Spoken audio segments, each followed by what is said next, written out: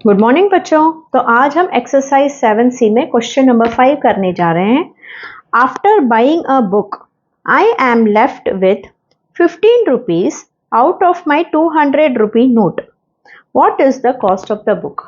मतलब मैंने एक बुक खरीदा, अब मेरे पास सिर्फ 15 रुपए बचे हैं 200 रुपए नोट में से। तो कॉस्ट ऑफ द बुक क्या थी।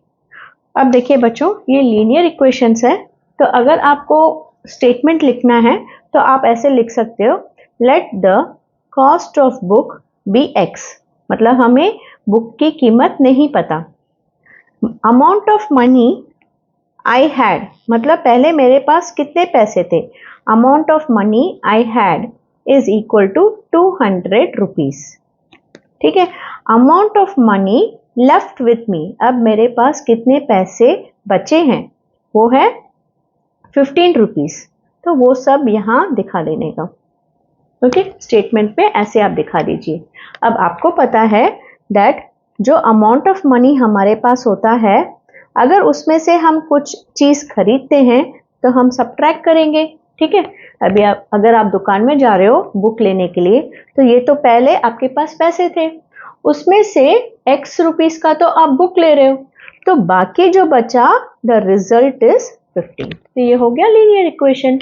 तो अब मुझे x की वैल्यू फाइंड आउट करनी है, तो मैं 200 को यहाँ नहीं लेके जाऊंगी बच्चों, क्योंकि 200 को मैं इधर लेके गई तो मुझे माइनस एक्स मिलेगा। मुझे माइनस एक्स नहीं चाहिए, मुझे सिर्फ x चाहिए।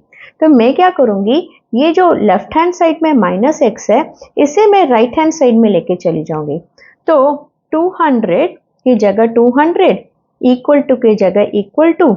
अब ये जो प्लस 15 है, 15 के आगे कोई नंबर नहीं, कोई साइन नहीं, तो प्लस 15 को मैं इधर लेके आऊंगी तो वो बन जाएगा माइनस 15, और माइनस एक्स को मैं इधर लेके आऊंगी तो वो बन जाएगा प्लस एक्स।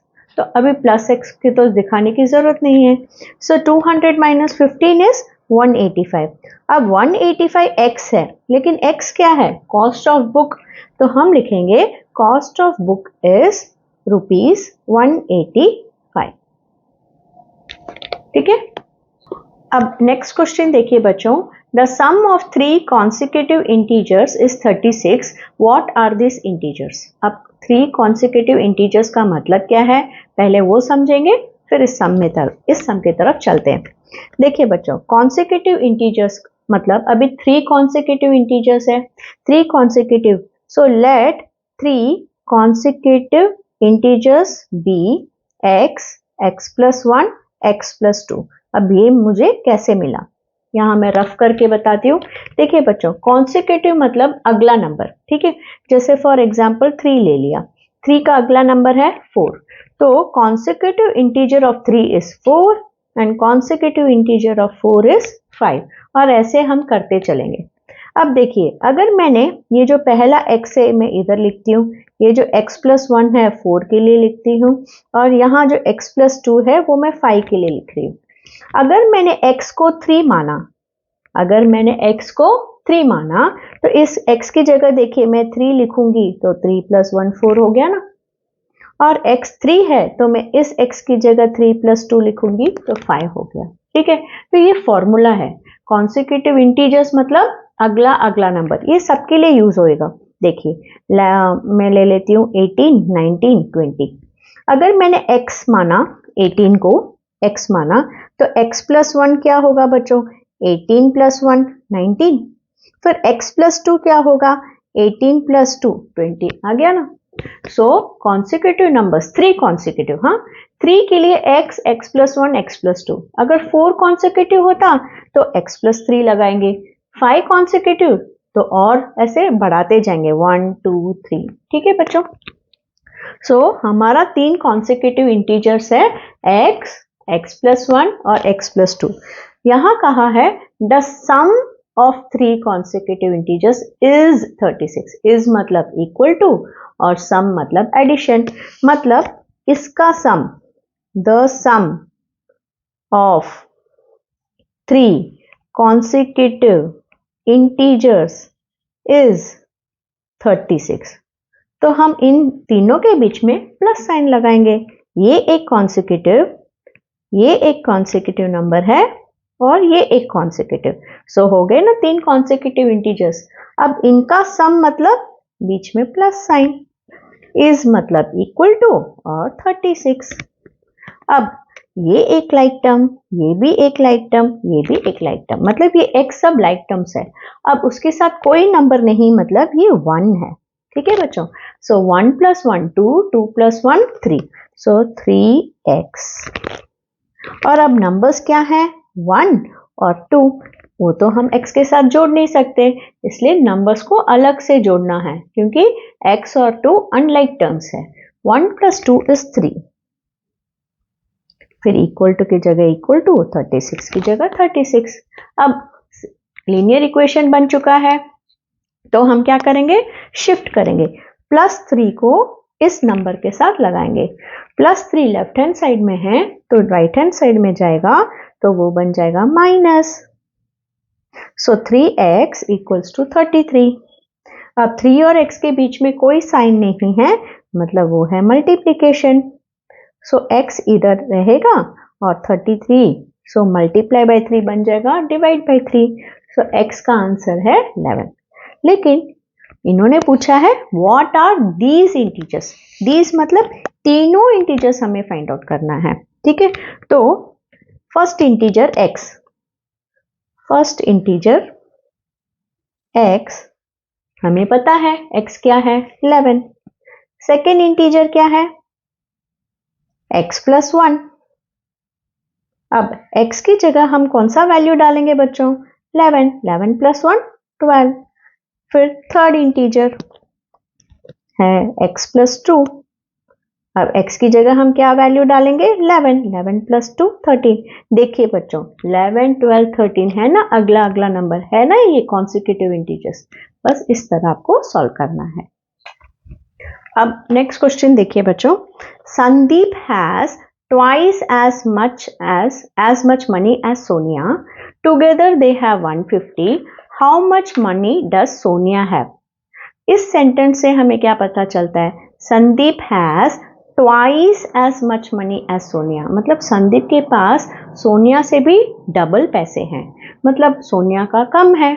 जो कम है उनको हम हमेशा x लेंगे। So let the amount of money Sonia has equal to x। ठीक है, और यहाँ कहा है संदीप के पास, therefore the amount of money Sandeep has is equal to twice। अभी twice मतलब क्या बच्चों 2।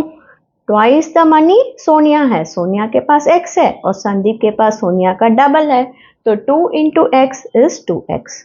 सो ये अब हमें पता चल गया है सोनिया और संदीप के पास कितने पैसे हैं। टूगेदर दे हैव ₹150, मतलब दोनों का मिलाकर 150 है। मिलाकर मतलब टुगेदर मतलब हम क्या करेंगे addition, amount of Sonia plus amount of Sandeep together, इसके लिए प्लस इज ₹150। अब ये दोनों लाइक टर्म्स है, ऐड कर सकते हैं, इसके साथ कोई नंबर नहीं तो 1। 2x + 1x is 3x, x is equal to 150। अब 3 इसके साथ कैसे जुड़ा है बच्चों, मल्टीप्लीकेशन से। सो 3 जब इधर आएगा तो बन जाएगा division. So 3 1s are 3, 3 5s are 15 और ये 0, सो 50। आप ऐसे भी लॉन्ग डिवीजन भी करके देख सकते हो। 3 5s are 15, फिर ये 0 लाना, 3 0s are 0, so x is 50। सो सोनिया का ही अमाउंट x है, मतलब सोनिया के पास कितने रुपीस है बच्चों 50 रुपीस। अगर उन्होंने संदीप का पूछा होता तो हम संदीप के लिए क्या करते, 2 × x, 2 × x की जगह 50, क्योंकि x की वैल्यू 50 आई है, मतलब संदीप के पास 100 रुपीस। अब देखिए बच्चों संदीप का 100 और सोनिया का 50, 150 ऐड करेंगे तो बरोबर 150 आ रहा है ना। ऐसे भी आप चेक करके देख सकते हो। अब नेक्स्ट हम देखिए बच्चों, रुचि एंड सिंधु वेंट शॉपिंग। दो फ्रेंड्स हैं रुचि और सिंधु जो शॉपिंग के लिए गए हैं। Sindhu had twice the amount of money Ruchi had. जैसे इस समय संदीप के पास डबल पैसे थे सोनिया से, तो सोनिया का x लिया था और संदीप का 2x। उसी तरह अब सिंधु के पास डबल है रुचि से, मतलब रुचि के पास कम है, तो हम रुचि का मनी लेंगे x। तो समझ लेंगे कि रुचि के पास x था, इसलिए सिंधु के पास डबल है, मतलब 2x। Ruchi shopped for utilities worth ₹60 and Sindhu spent ₹210। मतलब इन्होंने यूटिलिटीज खरीदने के लिए 60 रुपीज रुचि ने और 210 रुपीज सिंधु ने खर्च कर डाले। Now both of them have the same amount of money left. लेकिन इनके पास अब जो पैसे बचे हैं वो दोनों के पास सेम है। ये मतलब पहले तो रुचि के पास x था और सिंधु के पास 2x था, लेकिन अब इन्होंने ऐसे खर्चा किया है कि अब दोनों के पास इक्वल अमाउंट ऑफ मनी है। So money left is equal with Ruchi and Sindhu. How much money did each one have at the beginning? मतलब इनके पास पहले शुरू में कितने पैसे थे। तो बच्चों हम इसे पहले ऐसे समझते हैं, रफ में मैं पहले समझाती हूँ, फिर फेयर कॉपी कर सकते हैं हम। देखिए रुचि के पास और ये है सिंधु, ठीक है।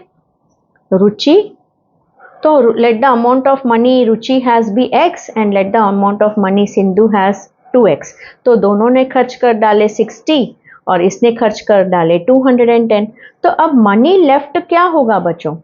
अभी आप बताइए, आपके पास इतने पैसे हैं और आप इतना खर्च कर देते हो, तो आप क्या करोगे? इन दोनों को मनी लेफ्ट क्या होगा? x माइनस 60 और यहाँ होगा 2x माइनस 210। ये दोनों मनी लेफ्ट इक्वल है, मतलब इसके पास जितने पैसे हैं उतने ही पैसे इसके पास भी है लेफ्ट। तो हम क्या करेंगे? इन दोनों को इक्वल कर देंगे। समझ गए? तो कैसे लिखेंगे हम स्टेटमेंट? लेट, इसको डिवाइड कर देती हूं मैं दो कॉलम में, Ruchi and Sindhu. Okay, let amount of money Ruchi has equal to x। Money spent मतलब उसने यूटिलिटीज में कितने खर्च किए? 60, ठीक है। तो मनी क्या होगा? Money spent 60। अब मनी लेफ्ट क्या होगा बच्चों? थोड़ा आप सोचिए, अगर आपके पास 10 रुपए हैं और आपने 3 रुपए का चॉकलेट खरीदा, तो आपके पास क्या होंगे पैसे? 7। तो आपने क्या किया? 10 माइनस 3 7। लेकिन यहाँ हम माइनस ऐसे नहीं कर सकते क्योंकि ये नंबर नहीं है। तो यहाँ मनी लेफ्ट हम कैसे दिखाएंगे? x माइनस 60, जैसे 10 माइनस 3, ये और ये माइनस करके ये मिला है, लेकिन यहाँ अगर x होता तो x माइनस 3 लिखते। उसी तरह यहाँ x माइनस 60 लिखा है। अब इसी तरह सिंधु का भी करना है। Amount of money Sindhu has, अभी सिंधु के पास तो डबल मनी है, सो 2x। उसने कितने खर्च किए? उसने खर्च किए 210 रुपए, सो माइनस 210। सो उसके पास कितने पैसे बचे? मनी लेफ्ट 2x माइनस 210, ठीक है। लेकिन क्वेश्चन में लास्ट में कहा है both have same amount of money left. दोनों के पास जो पैसे बचे हैं वो सेम है। मतलब ये दोनों सेम है, मतलब इक्वल करने का। रुचि का पैसा और सिंधु का पैसा इक्वल है, बस यही इंपॉर्टेंट है इधर, ठीक है। तो अब देखिए बच्चों, अब मैं 2x, इसके आगे कोई साइन नहीं मतलब प्लस, यहां मैं 2 को इधर लेके आऊंगी x माइनस 2x, तो नेगेटिव में आ रहा है। तो मैं क्या करूंगी? इस x को हम इधर लेके चले जाते हैं, ठीक है। तो x इधर आएगा और इसके जगह पे ये जो माइनस 210 है वो इधर आएगा। तो माइनस 210 क्या बन जाएगा बच्चों? प्लस 210, ठीक है। तो मैं माइनस 210 को प्लस 210 कर रही हूँ। x तो इधर जाने वाला है, तो अभी x का तो कोई काम नहीं है लेफ्ट हैंड साइड में, because he is going to right hand side. तो क्या बचा? माइनस 60। फिर इक्वल टू के नीचे इक्वल टू, 2x के नीचे 2x। अब माइनस 210 तो राइट हैंड साइड में जा चुका है, अब उसकी जगह कौन लेने वाला है? x। अब x के आगे कोई साइन नहीं मतलब प्लस, तो प्लस x इधर आएगा तो क्या हो जाएगा? Minus x। समझ में आ गया बच्चों? सो 210 माइनस 60 तो 150। अब इसके आगे कोई नंबर नहीं, मतलब 1, 2x minus 1x is x, मतलब x इज 150। लेकिन x किसका था पैसा था, x is Ruchi's money, so Ruchi had rupees 150 at the beginning, पहले उसके पास इतने पैसे थे। अब सिंधु के पास कितने थे बच्चों, सिंधु के पास है 2x, 2x मतलब had 2x which is equal to 2 into x, और x की वैल्यू हमें 150 मिली है। अभी यहाँ दिखाई नहीं दे रहा है ना, एक मिनट यहाँ लिखते हैं बच्चों। सो सिंधु के पास कितने पैसे हैं 2x, सो 2 इंटू एक्स, और x की वैल्यू क्या है 150, so 2 into 150 300 rupees Sindhu had at the beginning. Okay, अब नेक्स्ट सम कहा है बच्चों, the length of a rectangular hall is 3 metres more than double its breadth. एक रेक्टेंगल है और उसका लेंथ 3 मीटर्स और ब्रेथ के डबल भी है। Perimeter is 66 metres, what is its length. तो देखिए जैसे क्वेश्चन है बच्चों, हम वैसे ही इक्वेशन सॉल्व करेंगे। समझ लेते हैं ये एक रेक्टेंगल है और हमें पता है ब्रेथ, अब लेंथ ज़्यादा है मतलब ब्रेथ कम है, जैसे सोनिया का कम था तो हमने सोनिया का x लिया था, तो लेंथ बड़ा है मतलब ब्रेथ छोटा है, तो हम लिखेंगे ब्रेथ को x। अब लेंथ क्या होगा बच्चों, देखो length is 3 metre more, more के लिए प्लस, इसके लिए equal to, length is 3 metre more than double its breadth. Breadth क्या है बच्चों x, so double its breadth मतलब 2x। सो लेंथ की वैल्यू अब क्या के निकल के आई है 3 + 2x, तो हम लेंथ की जगह 3 + 2x लिखेंगे। ये तो आपको पता है ना, ये रेक्टेंगल शेप है, इसे लेंथ कहते हैं और इसे ब्रेथ। दोनों लेंथ हमेशा इक्वल होंगे, जैसे फोन का ऑपोजिट साइड इक्वल होता है, इसका इक्वल ये, इसका इक्वल ये, दोनों इक्वल होते हैं वैसे। तो length is 3 metre more than double its breadth, तो लेंथ है 3 + 2x और ब्रेथ है x, और पेरीमीटर इन्होंने दिया है। सो पेरीमीटर, ये कौन सा शेप है बच्चों, रेक्टेंगल, सो हमें पता है पेरीमीटर ऑफ ए रेक्टेंगल का फॉर्मूला है 2 टाइम्स लेंथ प्लस ब्रेथ। अब पेरीमीटर की वैल्यू दी है तो हम पेरीमीटर नहीं लिखेंगे 66 लिखेंगे, क्योंकि उसकी वैल्यू दी गई है, 2 की जगह 2। अब L की जगह क्या आएगा 3 + 2x प्लस, फिर B की जगह क्या आएगा x। अब ब्रैकेट के अंदर जो है पहले वो सॉल्व करना, 2x + 1x is 3x, so 3 + 3x, क्योंकि 3 को तो हम 3x से ऐड नहीं कर सकते क्योंकि वो लाइक टर्म्स नहीं है, सो 2x + 1x इज 3x। अब 2 इसके साथ किस तरह से जुड़ा हुआ है बच्चों, इस ब्रैकेट मतलब मल्टीप्लिकेशन, सो 2 इधर मल्टीप्लिकेशन है तो लेफ्ट हैंड साइड में आएगा तो क्या बन जाएगा डिवीजन, सो 2 इधर से हट चुका है तो यहाँ क्या बचा सिर्फ 3 + 3x। 2 1s are 233 times, so 33 is equal to 3 + 3x। अब नंबर को नंबर के साथ मिलाना है तो हम 3 को यहाँ लाएंगे तो +3 बन जाएगा -3, 33 - 3 इज 30। अब 3 इधर कोई साइन नहीं मतलब मल्टीप्लिकेशन, सो 3 इधर आएगा तो क्या हो जाएगा division, 3 10s are 30, so x की वैल्यू क्या निकल के आई है 10। So x is breadth, right, breadth क्या है x, तो x है ब्रेथ इज 10 मीटर, लेकिन इन्होंने हमसे लेंथ पूछा है तो लेंथ की जगह हम क्या लिखेंगे, length is equal to 3 + 2x, 3 की जगह 3 प्लस की जगह प्लस 2 की जगह 2 इंटू एक्स की जगह x की वैल्यू है 10। अब बोर्ड मास के अकॉर्डिंग पहले प्लस करोगे क्या मल्टीप्लिकेशन, बोर्ड मास मल्टीप्लिकेशन पहले आता है फिर एडिशन आता है, सो मल्टीप्लिकेशन पहले, 2 10s are 20, 20 + 3 23 मीटर, सो हमारा लेंथ है इस रेक्टेंगल का 23 मीटर और ब्रेथ है 10 मीटर। अब हम इस एक्सरसाइज का लास्ट सम में पहुंच चुके हैं बच्चों। Rahil had a certain number of chocolates, he gave 1/3 of the chocolates to his brother and 1/6 of them to his friend, he was then left with 30 chocolates, how many chocolates did he give to each one. That means Rahil के पास कुछ chocolates थे लेकिन वो कितने थे वो हमें पता नहीं, तो हम लेंगे x। 1/3 ऑफ चॉकलेट्स उसने ब्रदर को दे दिया। हमें पता है 1/3 मतलब 1/3, ऑफ की जगह हम मल्टीप्लीकेशन, और चॉकलेट्स हमने क्या लिए x, सो 1/3 ऑफ x मतलब 1/3x, and 1/6 of them to his friend. Of मतलब मल्टीप्लीकेशन, डेम मतलब चॉकलेट्स की बात हो रही है, 1/6 ऑफ चॉकलेट्स फ्रेंड को दे दिए।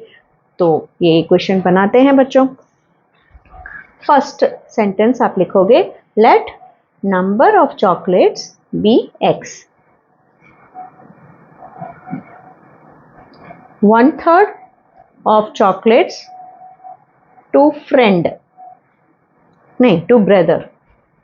so 1/3 of chocolates मतलब क्या बच्चों, 1/3 की जगह 1/3, ऑफ की जगह मल्टीप्लीकेशन, चॉकलेट्स कितने लिए हमने चॉकलेट्स को x, so 1 into x is x by 3, तो ब्रदर को दिया x/3। फिर 1/6 ऑफ डेम मतलब चॉकलेट्स की बात हो रही है, 1/6 ऑफ जेम टू फ्रेंड, एक दोस्त को दिया। सो 1/6 की जगह 1/6, ऑफ की जगह मल्टीप्लीकेशन, चॉकलेट्स की जगह x, सो 1 into x x/6। फिर है लेफ्ट विथ, मतलब अब उसके पास कितने बचे हैं, लेफ्ट विथ चॉकलेट्स 30, तो उसके पास अब 30 चॉकलेट्स बचे हैं। तो उसने ब्रदर को और फ्रेंड को कितना दिया। अब यहाँ तक तो आपको अच्छी तरह समझ में आ गया बच्चों, ठीक है। अब मैं आपको एक कॉन्सेप्ट बताती हूँ ताकि ये सम आपको आसानी से समझ में आए। देखिए, अगर आपके पास 10 चॉकलेट्स है और उसमें से आप 6 भाई को दे रहे हो, 6 ब्रदर को दे रहे हो और 3 फ्रेंड को दे रहे हो, तो 6 + 3 9, तो आपके पास कितना चॉकलेट बचा बच्चों, 1 लेफ्ट, ठीक है। क्या बोल रही हूं मैं, आपके पास पहले 10 चॉकलेट्स थे, उस 10 चॉकलेट में से आपने 6 भाई को दिए, 3 फ्रेंड को दिए, तो एक ही आपके पास बचेगा। मतलब अगर आप ये सब ऐड करोगे, 6 + 3 9, 9 + 1 10 ही आ रहा है, बरोबर। इसी तरह से पहले उसके पास कितने थे, x चॉकलेट्स थे, उसमें से उसने भाई को कितने दिए, x/3, उसने अपने फ्रेंड को कितना दिया, x/6, उसके पास अभी कितने बचे हैं, 30।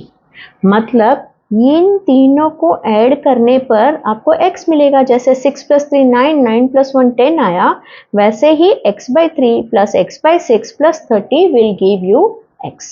ओके, तो इस कॉन्सेप्ट को समझते हुए हम ये इक्वेशन बनाएंगे, x/3 ब्रदर का, x/6 फ्रेंड का, 30 जो उसके पास अभी बचे हैं, उन सबको मिलाकर x चॉकलेट्स होंगे, ठीक है।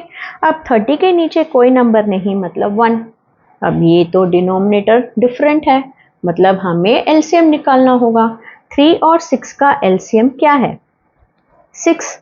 आप एलसीएम करके देख लीजिए, मतलब 3 2s are 6, मतलब ऊपर भी into 2 2x, 6 1s are 6 into 1 1x, 1 6s are 6 into 6 180, 30 into 6 is 180 equals to x। अब यहाँ डिवीजन है 6, यहाँ चला जाएगा तो क्या हो जाएगा, multiplication. So 2x + 1x + 180 is equal to x into 6। 2x + 1x 3x + 180 is equal to 6x।